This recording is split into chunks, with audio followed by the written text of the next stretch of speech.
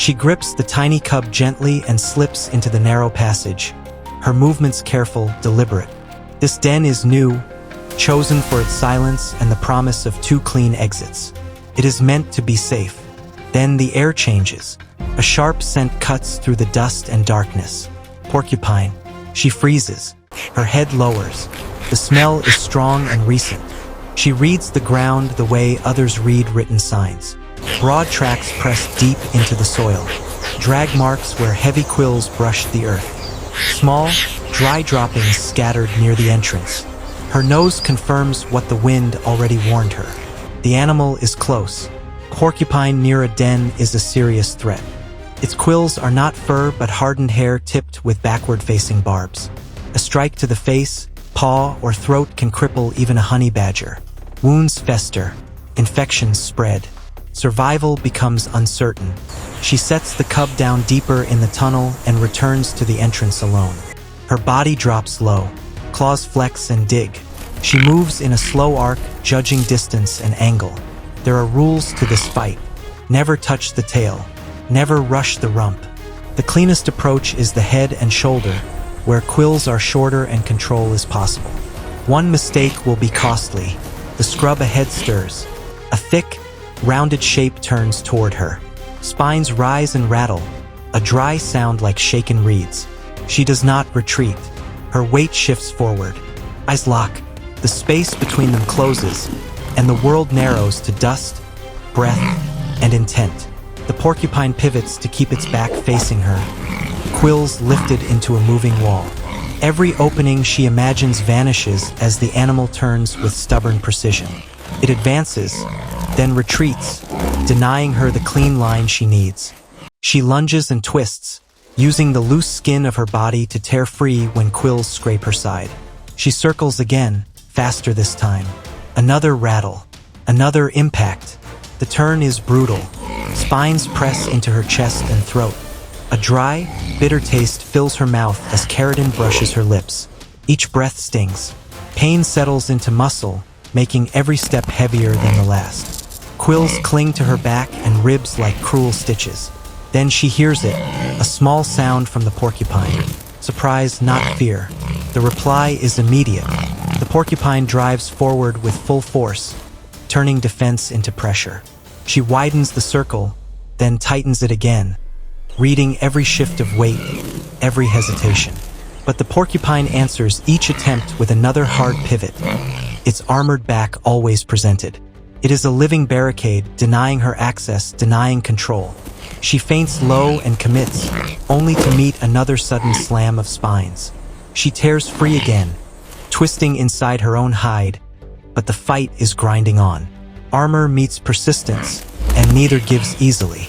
Then the porcupine breaks from the circle. Its quills are thinned from the long struggle, and it moves with a stiff, side-to-side urgency as it runs for cover. She does not chase. She stops and turns inward, focusing on the weight she carries. Quills stand from her shoulders and ribs. She works methodically, combing them with her incisors, unthreading them from her loose skin as if undoing a net. Some resist. She rubs against a root, then a bank of earth, grinding down what teeth cannot remove. A few barbs remain, buried deep, turning each stride into a negotiation with pain. But her jaw remains set, her purpose unchanged. The porcupine stops at a distance and turns halfway back, watching in a long, motionless pause that feels like calculation. There is no advantage left. No clean way to force her from the line she has drawn. Armor spent will spend again. It rattles once, then disappears into cover without looking back. She follows only far enough to fix the boundary in memory. The den behind her is held, not by size or speed, but by something that does not learn surrender. She eases the remaining itch with slow strokes of her foreclaws and rubs once more against rough bark. No quills remain visible. If fragments linger, they lie buried and unseen. The scene shifts. A low hum fills the air. A restless shimmer gathers around old wood. Here, the long story between honey badger and stinging guardians begins again. One is drawn by dense sweetness and rich brood. The other is bound to defend what labor has stored. She tests the first hollow and finds only anger. A sudden rush of bodies. A sharp prickle along the muzzle. A warning that bites. She backs away without drama, lowers her head, and reads again. She follows faint spill lines of scent to another trunk, where a narrow seam breathes sugar and wax. She wrenches. She tugs. Wood tears open with a loud crack, and pale comb spills to the ground. Defenders pour over her instantly, needling the edges of skin that cannot be spared. She squeezes her eyes to slits, tucks her nose, folds her lips tight. The rule is simple. Work fast. Take what can be carried. Endure what must be endured. Move. She bites through wax, gulps syrup, swallows soft bodies, and snatches another clutch before pulling free. Concentrated food invites risk. Defense answers with force.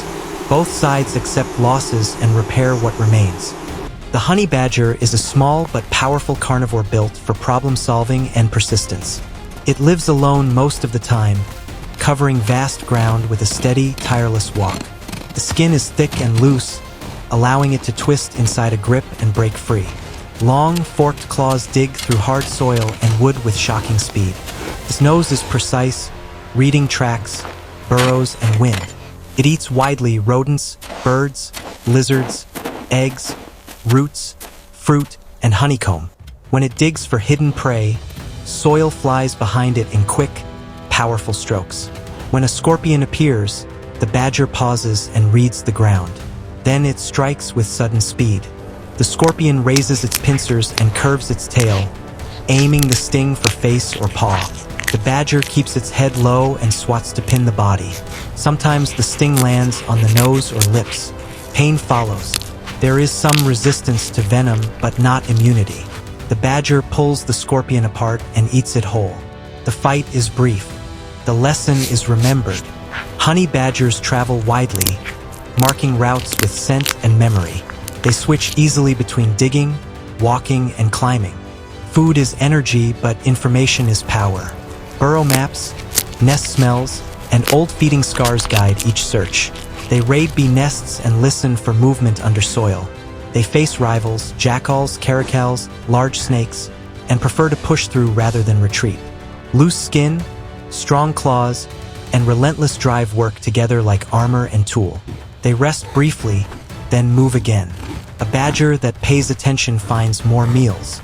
Even when injured, it weighs risk against reward. Calm study comes first. Action follows. That habit keeps losses small and gains steady.